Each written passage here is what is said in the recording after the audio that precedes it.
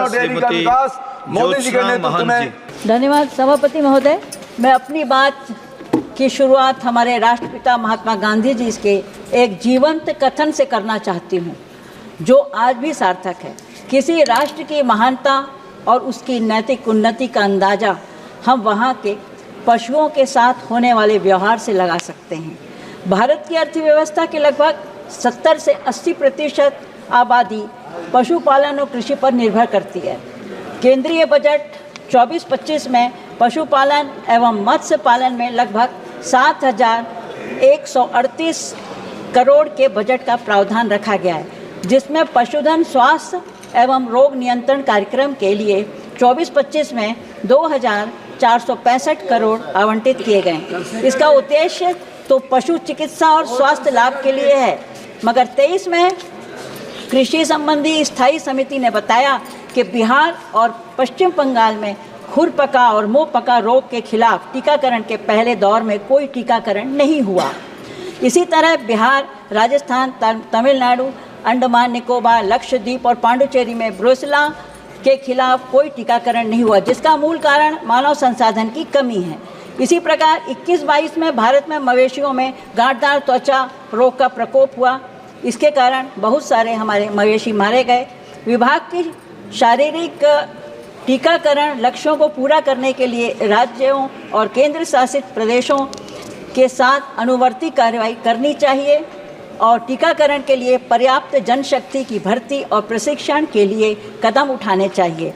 विभाग ने 24-25 में राष्ट्रीय गोकुल मिशन के तहत 700 करोड़ रुपए खर्च करने का बजट रखा है, जो 23-24 से संशोधित अनुमानों की तुलना में 19% कम है, जो लक्ष्य प्राप्ति के लिए काफ़ी नहीं है।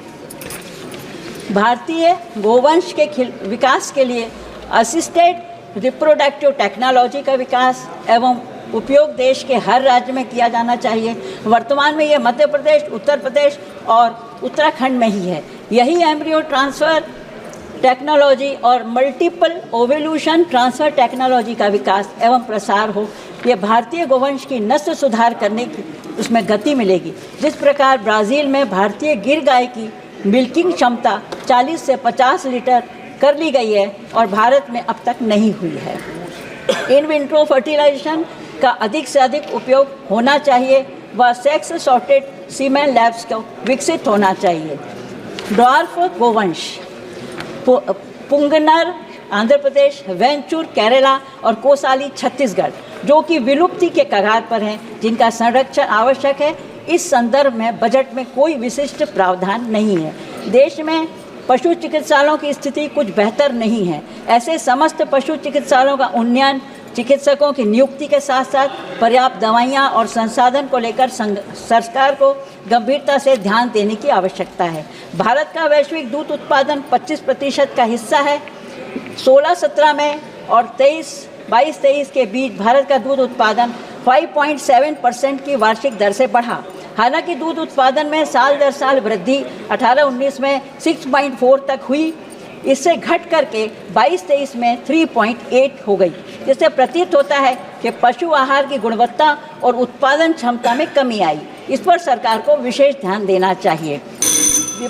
सर 7 मिनट 8 मिनट तो दीजिए कम से कम।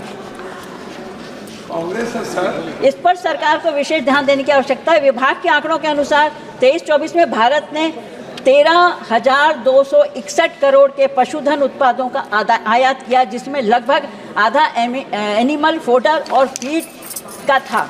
यानी पशु आहार के लिए सरकार दूसरे देशों पर निर्भर है, जिसकी गुणवत्ता भी कम है।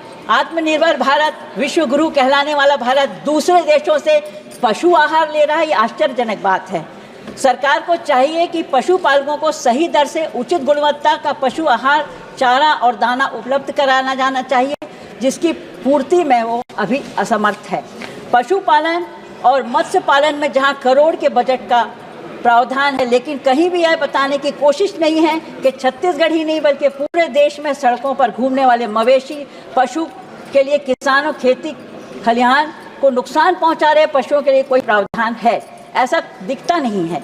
सड़कों पर घूम रहे पशु, जिनकी वजह से सड़क दुर्घटनाएं और मानव और पशु अपनी जान गंवा रहे हैं, इसलिए सभी राज्यों में निराश्रित पशुओं के लिए शेल्टर बनाए जाने का प्रावधान होना चाहिए। मैं आपको बताना चाहती हूँ कि छत्तीसगढ़ में जब हमारी सरकार थी, पशुपालन में और उनको संरक्षण देने के लिए गौठान बनवाए गए थे, लेकिन सरकार बदलते ही बंद हो गए। इसके अलावा आए दिन गौवंशों की तस्करी और उन्हें बेचना और कंपनियों में चंदा लेना, ये विचलित करती है हमारे मन को। गौवंश की रक्षा के लिए सरकार भले ही बड़े बड़े दावे करे, लेकिन जमीनी हकीकत इन मामलों से बयान होती है। मेरा आग्रह है कि कानून की कठोरता का पालन किया जाए। वर्ष 22-23 में भारत दुनिया में तीसरा बड़ा मछली उत्पादक था और वैश्विक उत्पादन में इसकी हिस्सेदारी 8% थी। समिति ने 2022 में कहा कि प्रधानमंत्री मत्स्य योजना का पुनर्मूल्यांकन करने की आवश्यकता है, क्योंकि 22-23 में केवल 52 हेक्टेयर भूमि खारे पानी की जलीय कृषि के अंतर्गत थी, जबकि 1300 हेक्टेयर का इसमें लक्ष्य था। पशुपालन के साथ मत्स्य पालन के क्षेत्र में कार्य कर रहे हितग्राही और छोटे छोटे तालाबों मत्स्य पालन में जीविकोपार्जन कर रहे मछुआरों के लिए सरकार ने बजट में कोई प्रावधान नहीं रखा। देश की में अर्थव्यवस्था की प्राथमिक इकाई गांव के लोगों के रोजगार से जुड़े पशुपालन और मत्स्य पालन के माध्यम से जिस तरह लाभ और आर्थिक उत्थान होना चाहिए, महिला और पुरुषों को इन योजनाओं को जोड़कर स्वावलंबी बनाना चाहिए।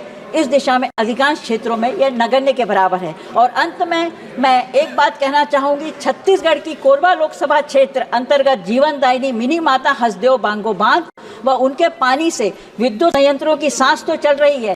झागा छत्तीसगढ़ नहीं, सर एक मिनट, छत्तीसगढ़ ही नहीं अन्य प्रदेशों को भी रोशन कर रही है हमारा कोरबा, लेकिन मिनी माता बांगो व छत्तीसगढ़ सहित देश के जलाशयों से प्रभावित व आसपास के किसानों ग्रामीणों को मत्स्य पालन और झींगा पालन व उनकी आर्थिक उन्नति के लिए कार्य योजना तैयार करने की जरूरत है, जो इसमें प्रधान में नहीं दिख रही है। इससे बांध के प्रभावितों को लाभ मिलेगा। धन्यवाद सभापति महोदय।